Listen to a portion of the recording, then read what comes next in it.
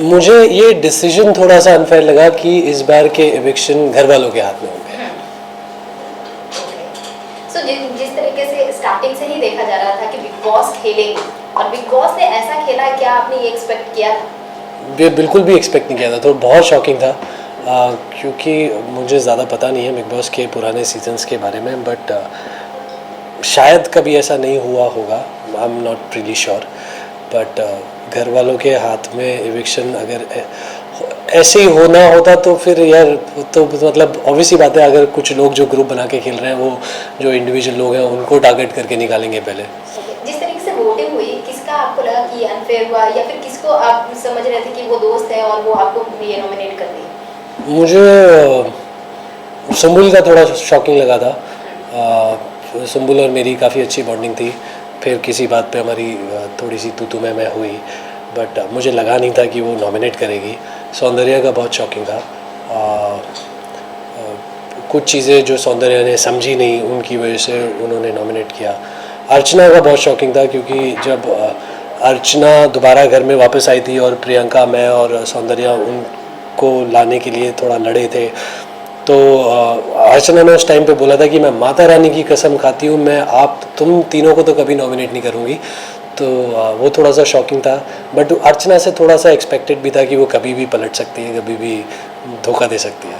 जिस तरीके से प्रियंका के साथ बॉन्ड है, उसको किस तरीके से आप एक्सप्लेन करना चाहेंगे? ऑडियंस को तो ये बॉन्ड काफ़ी ज़्यादा प्यारा लग रहा था, आप किस तरीके से ये बॉन्ड को एक्सप्लेन करना चाहेंगे? आई थिंक अगर आप लोग इन्जॉय कर रहे हो तो इन्जॉय करते रहो, किसी भी बॉन्ड को जस्टिफिकेशन देने की क्या ज़रूरत है या कोई नाम देने की क्या ज़रूरत है। 2 साल से हम तो जस्टिफाई करते आ रहे हैं कि हम दोस्त हैं, बहुत अच्छे दोस्त हैं, बट अभी सोच लो अपने आप जो भी सोचना है। लेकिन आपकी तरफ से तो दोस्ती दिखाई दे रही, लेकिन प्रियंका की तरफ से तो दोस्ती नहीं दिखाई the inside the big boss house, और लेकिन काफ़ी उन्होंने आपको परेशान भी किया, दिखाई दे रहा था इनसाइड द बिग बॉस। ऐसा लग रहा था कि वो आपके ऊपर काफ़ी हावी रही है। अगर आपके मतलब देखा जाए तो उस पर आप क्या कहना चाहोगे? मतलब it's look like a torturing, और आपको टॉर्चर कर रही थी। ये ऐसा आपको लगता है ना, क्योंकि आप दिन में 1 घंटा देखते हैं, आप 24 घंटे साथ नहीं होते, ऐसा आपको लगता है। नहीं, लेकिन जिस तरह से भी हुई, मतलब आप जब काफ़ी नाराज भी हुए, आप चिल्लाए भी आपने कहीं। क्या आप अपने दोस्त से कभी लड़े नहीं हो? आप लड़े हो ना अपने दोस्त से? हर दोस्ती में, हर रिलेशनशिप में, इनफैक्ट माँ बेटे हो या माँ बेटी के रिलेशनशिप में लड़ाई झगड़े होते हैं, एक दूसरे को कुछ चीज़ें बोली जाती हैं, हर रिश्ते में होता है। उसका मतलब ये नहीं है कि आप अगर आप बीमार पड़े हो और आपकी मॉम आपको बोल रही है कि बेटा आज आप रेस्ट करो, आप नहीं बाहर जाओगे, तो क्या वो डोमिनेशन है? क्या वो टॉर्चर है?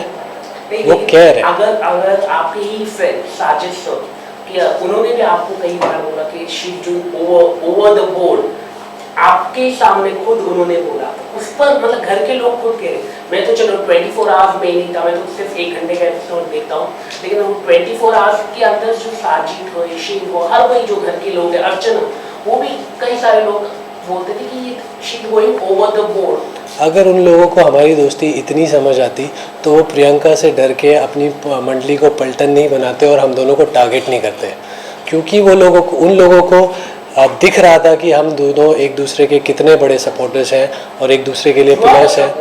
आप, मैं ना नहीं कह रहा हूँ, लेकिन जो मतलब आपको मतलब हर वक्त मतलब बोलते रहो एक्सप्लेनेशन। देखो क्या होता है, जिन लोगों की दोस्ती फ़ायदे के लिए होती है उन लोगों को दूसरों की दोस्ती समझ नहीं आएगी। मैं जानना चाहूँगी बेस्ट मोमेंट क्या कुछ रहा है प्रियंका के साथ आपका? बेस्ट मोमेंट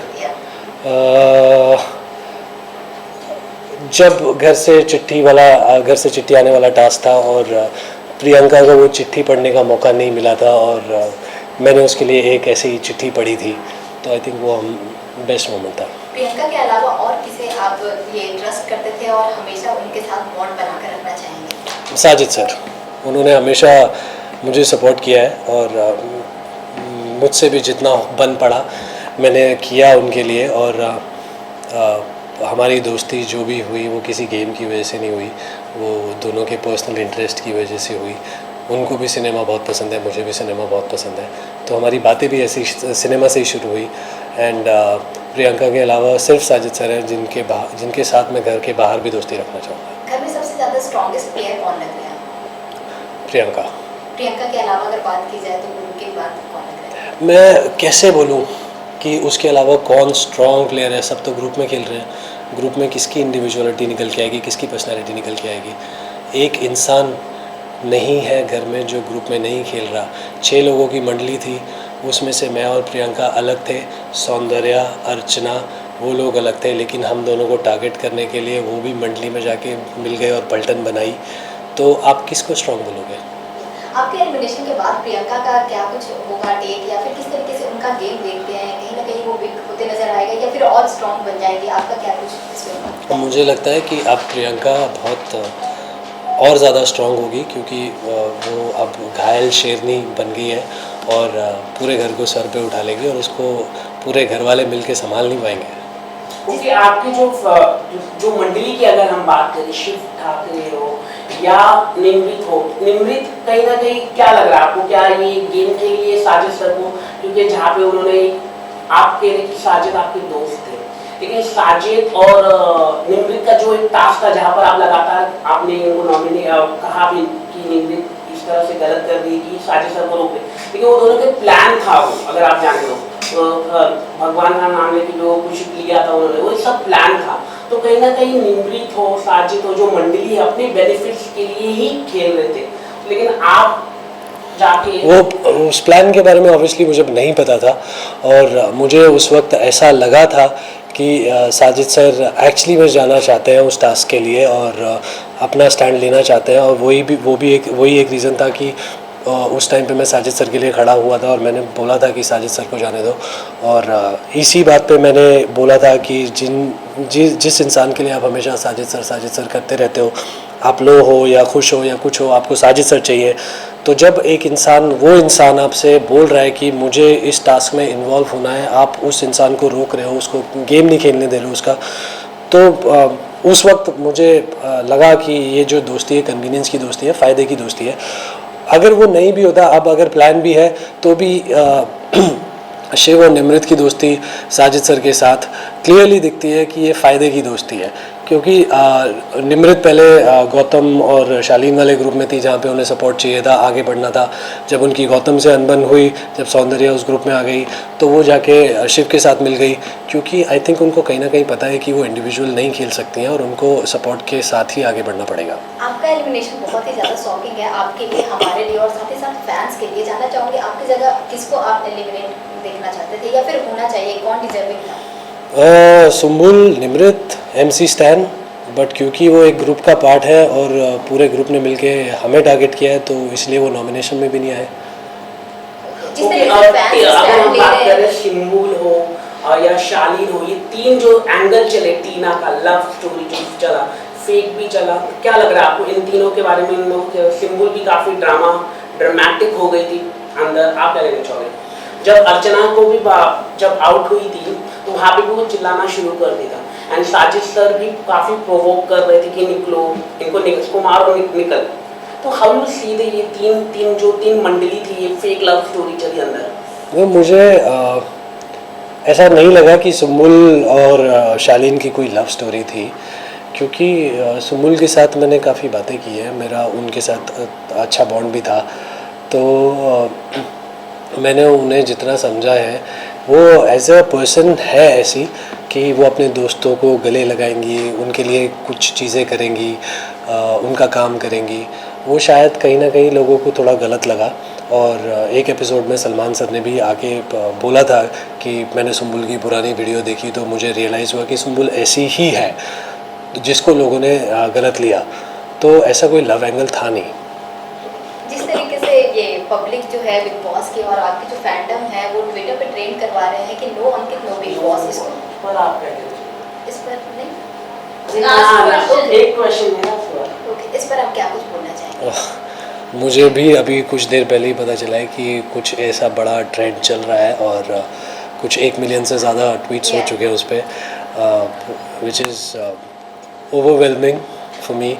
और एक्चुअली में मेरे पास इतना प्यार जो मुझे मिल रहा है उसको बयां करने के लिए शब्द नहीं है, बट सिर्फ इतना ही बोलना चाहूँगा कि I am very grateful and very thankful for all the love and support. Okay, जो अर्चना है, अर्चना की अगर हम बात करें, क्या लगता है अर्चना जो हर जगह पे इतनी फाइट करती है, चिल्लाती है, लेकिन मुफट भी है, मतलब जो है सबके मुंह में बोले, जो नॉमिनेशन की भी अगर हम बात करें, हर बार नॉमिनेशन का सही ही जो होता है आंसर, मतलब जो देना रहता है प्रॉपरली, वो ही दे पाती हो।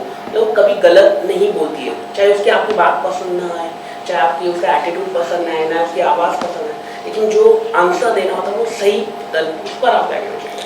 क्योंकि वो गेम में इतनी इन्वॉल्व है और सिर्फ गेम के साथ ही लॉयल है, इसीलिए वो इतना सही जवाब दे पाती हैं।